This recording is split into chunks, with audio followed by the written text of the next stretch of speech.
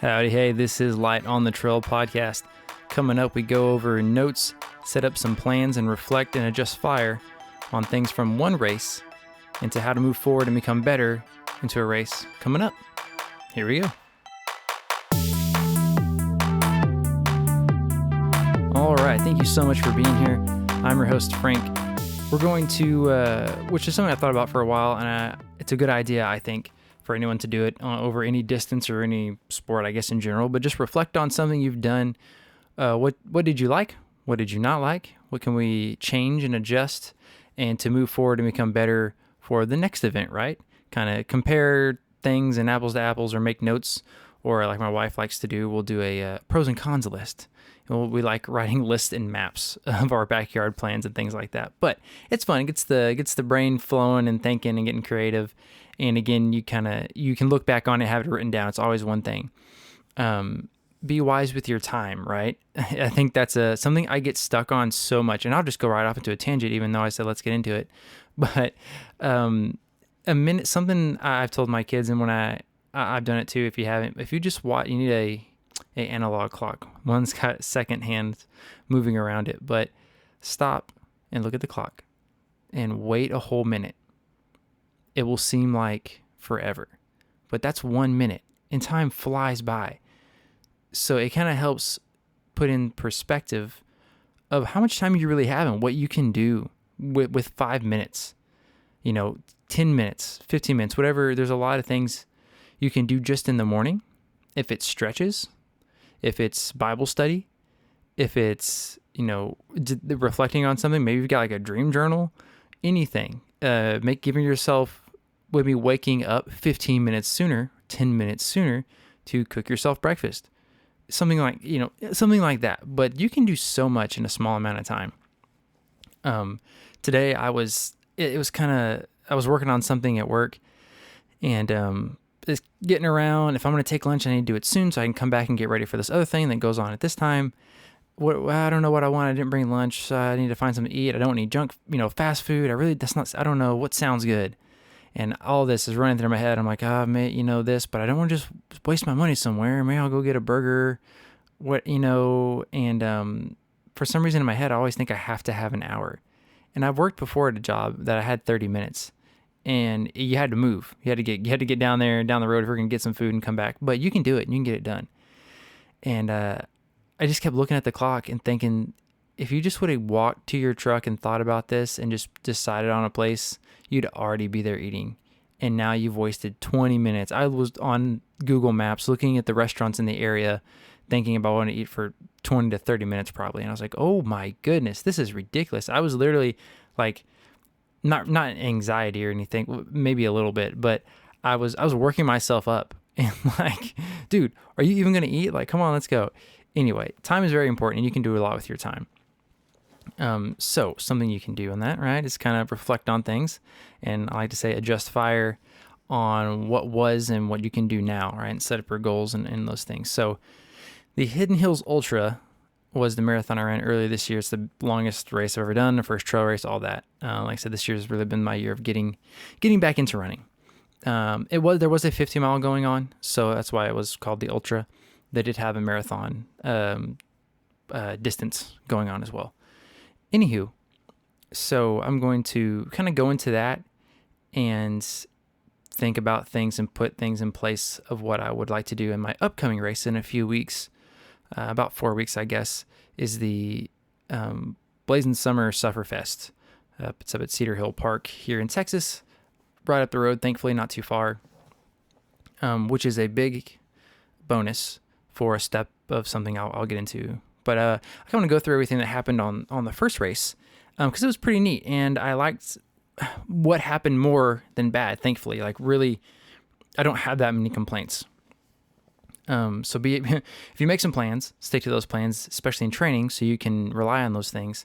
But it could have took a turn real quick and could have been bad because this was a race, if you've listened to a prior episode about breaking the golden rule, where I bought a vest the day before, had never worn it, and walked around with it pretty much at home to get a feel for it, and then went to the race with it because I forgot that I needed a vest. I didn't connect the dots on that.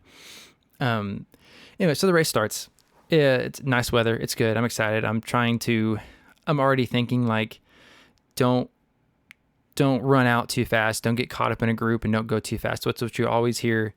I just got so excited. I'm amped up. I wanted to run. We blew out the gate, and you look at your watch and it's rolling, and you're like, oh, I think I'm going too fast. But this is fun. This is fine, right? So I was pretty conscious of my pace.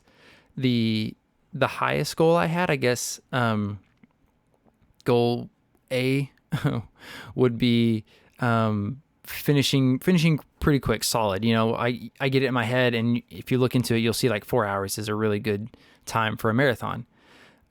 Mostly for roads, because trails are different than roads, of course, with the terrain and up and down and conditions and everything like that, right? But I just had it in my head. I was like, if everything's lining up and it's rocking and rolling, man, that'd be cool. Let's aim for that. Let's get a couple lists of the things going, right? And then second, was pretty much just finish it. Enjoy it, but finish it. But I would say maybe that was the third goal. If I could finish it and still be smart, I didn't want to be dragging myself across the finish line and just hating it. So I did want to enjoy it. Was your first one. With that, if it's something that you've never done before, a new distance or a trail race, you kind of have a cushion with that. And I was talking to somebody when I was running the other day about this, that you don't have anything to compare it to in your head. Like if you've ran 25Ks, you have a pretty good average on your times, right? So if you come in and it's like a minute slower than what you're used to, you're going to be really upset and like, what the heck happened? But this, never ran a marathon. I didn't have anything to compare it to. So I did have I was less in my head about that and performing good. But the main thing, their second goal was just to finish strong. And third would just be like, you're not going to quit. If you have to walk, whatever happens, like you can't quit. With that, quickly found out that 4 hour, business was not going to happen. Try to stay on. I wrote, that's something I did too. I did write down, to have a negative split, what the first 2 laps were going to be, because it was a 4-lap, down and back race. And here's the pace I was going to try to maintain for the first 2 laps. And then let's do faster the second 2 laps at around this pace. That'll give me about a 5-ish, 8-minute buffer at the end if I'm going to cut it right under 4 hours. Anyway, again, that did not happen. I found it out pretty quickly. It was called the Hidden Hills Ultra. It was not the standard course that they have. There was some construction going on at like the Possum Kingdom State Park or wherever it was down the road from there. But there was still 2 hills. And they were quite large and very rocky and rough terrain. It was, as I heard recently, rough as a cob. Just boulders and stuff as far as Texas boulders. But quickly realized that's going to be rough. It's going to be really hard. And then I had this thought, these are going to eat my lunch on the last lap. It's going to get hotter through the day, and these are going to really suck. But we like going downhill. Let's go downhill. The gravity's pulling us downhill. We'll not necessarily make up time, but it will stay quick. And again, mentally, I'll feel like I'm moving good. So I told myself, try to always run down them, but we'll rely on feel and see how we were going. Quickly into it, I met up with a guy named Sean, and it was his, I think, second marathon. It was his first trail, I believe. And we got to talking, and that was something, a little goal of mine too, was I was excited to run with people, and then on down and back, you can see people coming back at you and vice versa. But I ran with him for a while, and we both kind of talked and had this kind of 4-hour goal as well. Again, this was his first trail, and he was moving pretty good. And I did have to pick up my pace to stay with him, but my clock or my pace on my watch was reading pretty fast, like faster than I was wanting to do and faster than it really was necessary to make that pace. But I stayed with him for quite a while, and we talked, and he was a super nice dude. And I think he was, I can't remember his age, but older guy, maybe around 50 or so, or late, like 40s or whatnot. But Sean, he was cool. He was a solid guy. Found him on Strava later, and we talk and all that. But yeah, I had to part ways with him, and I felt like he was kind of trying to slow down, but not really, because we talked about that, and I was like, hey, bud, um, if you need to go, you can go. I'm gonna have to slow down. This doesn't feel it's not doable for me. I'm gonna have to slow down. I'm trying to listen to my body, right? And it's like, you go ahead. So this is coming back. I think after the first lap, but I was like, you go ahead, man. And that's something I'm happy about. I'm proud that I listened to my body. I wasn't like, no, come on, he's gonna push you, and you're gonna be able to get that time and go forward. So I already let go of that first goal, because I knew that wasn't sustainable, was not smart. I was like, you go, man, you get it, and I'm gonna cut it back here and try to stay comfortable, and get back after the first lap, and I made it back almost right at an hour, which that's kind of a good sign, right? If I can do all the laps in an hour or under, that's under 4 hours. That was kind of a goal of mine, so I'm kind of on pace for that, but not necessarily. And I believe Sean, I could kind of see him finish, and he went over to the aid station there and was grabbing some stuff or something. But they were lining up for the next the 5K and the 10K to go on that next hour. I literally ran through the starting gate, went around the inflatable, and ran back. And they're like, "Go!" And a wave of people like flew by me, and it was cool though to be a part again with us running back with people. Someone had a speaker, and it was singing. It was playing the beginning of I think it's the Toadies, the Possum Kingdom song. It was awesome. I was like, hey, guys, we talked to him for a second, but anyway, everything's going good so far, rocking and rolling. It's starting to slowly warm up, but coming back, I think around maybe lap 2, something that I was questioning doing, but felt like I needed to do, was things at the aid station that they had that I'd never tried before, right? So what's one of the other golden rules you're not supposed to do when you're running a race? It's try something new. That's the same. Don't try wearing things that are new that you've never done. Let's not eat anything you've never ate before. How about we eat all the stuff that is you've never tried while you're running? Never had a half banana while I was running, but I know bananas are good with me. Like, that's fine. They had the pickle juice, the electrolyte pickle juice brand that was there. I've never had that before. Yeah, I'll take a couple shots of that. They had hammer gels instead of goo. That's the only gel I've had, I think, is goo, and maybe I can't remember, there's other one. Anywho, never had I was like, sure, I mean, right, a gel's a gel, okay. And thankfully, everything settled pretty good. I was slightly worried, but it went okay. And I'm kind of being conscious and worried about calories, but also cramping, because it's quickly turned into the hottest day it's been all year. I don't know what the temperature got up to. I think it was maybe 90. But it was getting warm, and that crossed my mind. And I was, oh man, all I had was just noon tablets I was putting in my 2 flasks. But that was something that was started to peek its head, was fear of that, of cramping up because of the heat, and then also how this food was going to settle with me. But we kept moving. I'm proud of that. I'm going to keep that mindset. Line up a couple goals, keep on checking in with your body. How are you feeling? Is this obtainable or not to finish in a solid manner for the Sufferfest? Something that I wanted to do for this one that I wasn't able to do was actually go out and run it first, or get in the area to check out the terrain and everything. With the Sufferfest coming up, it's only 30, maybe about an hour away. But I was able to do that. I went up there with a bud the other day, and we got to run it. We found, from the course map, and they had the loop there, and matched it up with the course there. It's pretty much the same thing, and got a feel for it. And I was really happy about that, because I think it's just mostly mental. I wanted to see it during the day. This is a night race. But I wanted to be able to say, like, I've been here before. And if anything were to be crazy, just, to come up in the middle of the night and be like, oh yeah, there's this one portion that's really steep, really sandy, or whatever. There's a lot of routes out there. Most of it is fairly flat, very runnable and nice. There's just a couple spots that are very, very rooty. It's crazy. They're out of nowhere. It's just, you've got to pick your feet up. So that very, very well, maybe my demise. I'm okay at picking my feet up. But that's a quick way to learn to pick your feet up, is once you eat it a few times, and the roots are the best friend of that.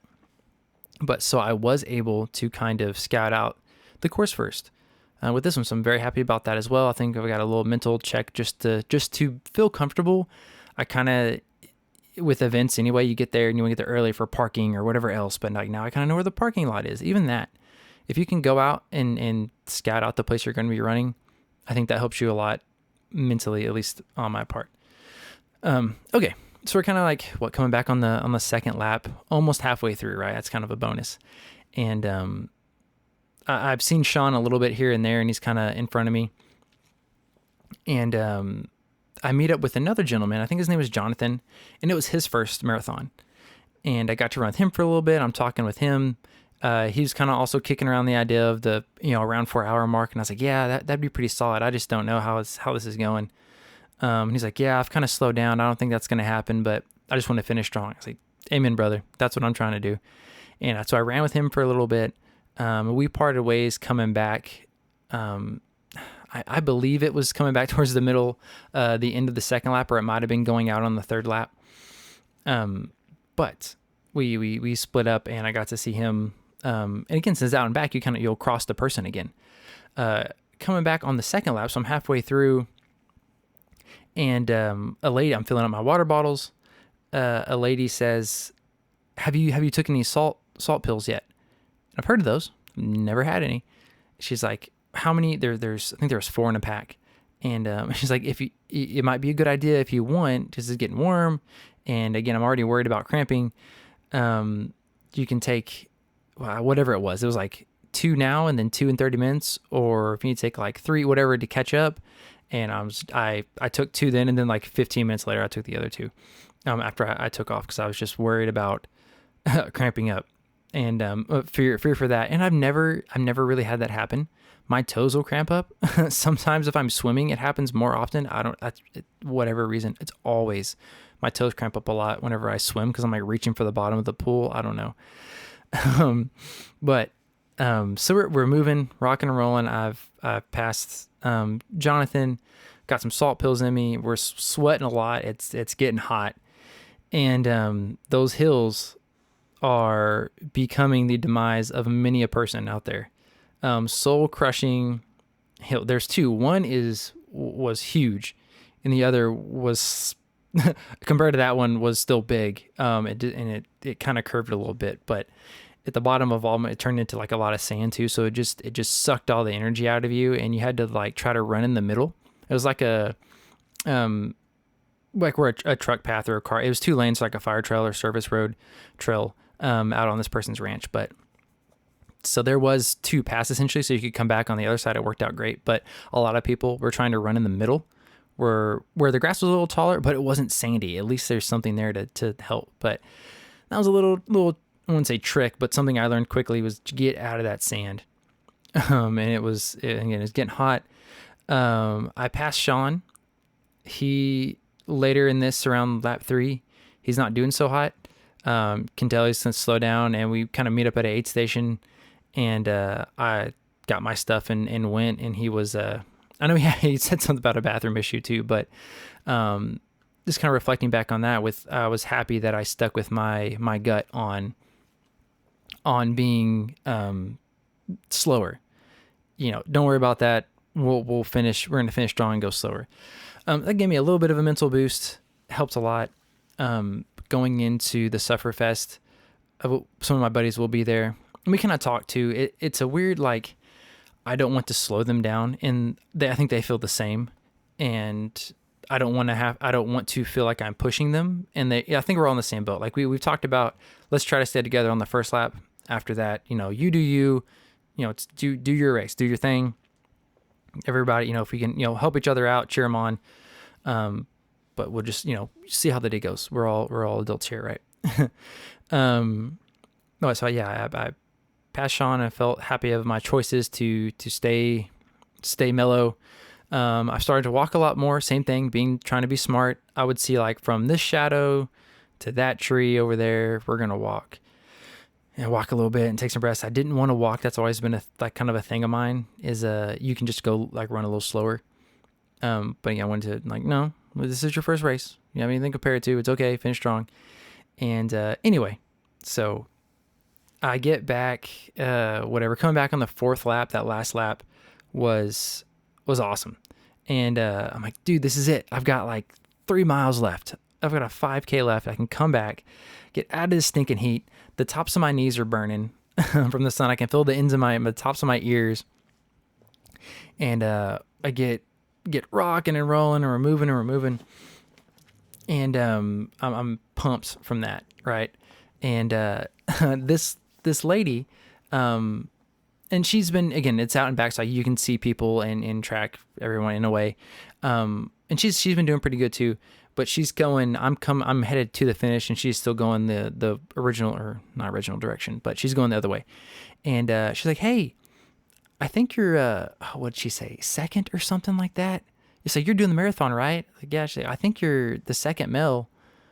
I'm pretty sure she said second or third, but I think it was second. And I was like, no way. She's like, yeah, I'm pretty sure. It's like, holy crap. So if there is ever something, and I think, bless her, if she was just saying that to help people, like push them forward, maybe not, but I was not second, but I did not know that at the time. And there's a guy, the last one that I had passed, he'd been up there for a while, and I had someone I'd seen been watching, and he looked super fit, and he was super fit. But that last lap, I was kind of closing in on him, and he was looking like really rough, like hammered bologna. And I passed him. He, it's like, good job, man, go. And, all that was just infectious throughout the entire race too. So I want to bring that to the Sufferfest. This one's a loop. It's not an out and back, so you won't be facing people running back, which is, since it can be in the dark, that might be a little more questionable or dangerous. But yeah, I want to keep that same energy. That's awesome. But so after she told me that, I was like, man, that guy, if she tells him he's third, I bet he's gonna turn it on. He's gonna come get me. He did not. I finished just over 5 hours. It was like 5 hours and 2 minutes. And I stopped at an aid station that I did not need to. Again, I'm worried about cramping. I'm almost done. What if you cramp now and you're going to crawl the rest of the way, or, whatever. And I stopped at an aid station that was pretty close to the finish. Again, I did not need to stop at that one. Drank some pickle juice and was ready to go. And at this point, I can see it on like my arm hair. I have salt buildup from it. I didn't know if that was necessarily from too much sodium, obviously. But I was thinking like electrolytes, well, that's good, right? Or is it like I'm sweating too much and I'm not, I didn't know, not the clearest head then. Anyway, finished strong. Happy about that. I ended up being 5th male, I think so, for 5th overall. I don't know. Wasn't second. Anyway, the first and second guy finished way ahead of me. But trying to keep that same energy. I was able to, on adjustments, thankfully with this new race, I was able to scout it out first. I want to bring that same energy. It's a new distance and it's at night. To me, I have that same kind of cushion of it's your first one, just finish strong, but I still want to do good. Right. I've got a little bit of things planned out that I'm training for before I try to chill out and stay calm with it. But, ultimately I think that's a good way to stay focused on target, right? Is adjust fire and look back at what you didn't like, what you did like, how to improve on these things if you can, and move forward with that.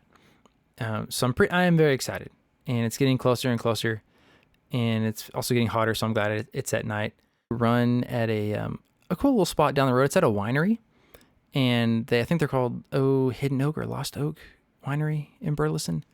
But they just took it upon themselves and cut out about it's a 2 point something trail in some land, and have signs like, hey, this is public. You can come run. You can donate some money in a little box if you want. We have over here. It's really cool. That's kind of a little secret gem. When I found it out, I'll take my kids there and things. So today was I had a tempo, wanted to do a tempo. I like speeding up because it opens up my gait and my legs, and I feel like I kind of stretch out more. And when you slow down, you kind of work on that recouping your heart rate, and that the mental side of you're breathing really hard after running, or like you would be climbing up a hill or what have you, or bombing down a hill, and you're like, oh my goodness. But this is like a training for like, you got it. Like you know, you've done this, you've been here before, you can keep moving. And I really like it. So I'd run for 5 minutes and then I'd sprint for a minute and run for 5 minutes and sprint for a minute. I wanted to do 3 laps. So I ended up being a little over 6 miles. But it was really good. But I am home alone. My wife and kids are at church camp. Send them a prayer. I'm so excited for them. It's my wife's first time as being a counselor. But yes, I'm home alone and trying to stay busy and stay out of temptation. And this is where it gets, I like to bring up I was going to say sermon. I like to bring up scripture to reflect on things. And this one's I usually aim towards like being strong and getting after it and having power through God, and Jesus is with you, so you can't be stopped.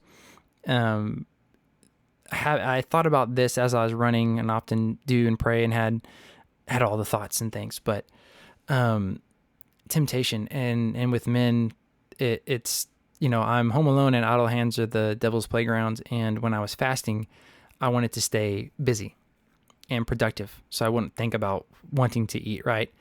So it kind of hit me, and I was like, I need to do that because I'm home alone and no one's here, fill in the blank. I could, free range to do whatever. Like, no, stop. Like, I'm a man of God, and I need to not be tempted, although that is a constant with it's ridiculous, this stuff. And it's actually a conversation I had again with a buddy when I was scouting out that course. We just were talking in good things, and he asked, we were talking about Instagram, and I was like, I don't have that anymore. It ended up being too much of a temptation for other things, and I just got rid of it. I had to, lock that down and do it. And those are the things, once you do that, then you're to yourself, your character, you're the one that did that, versus you look back on it and you're like, you're the one that fell to that again.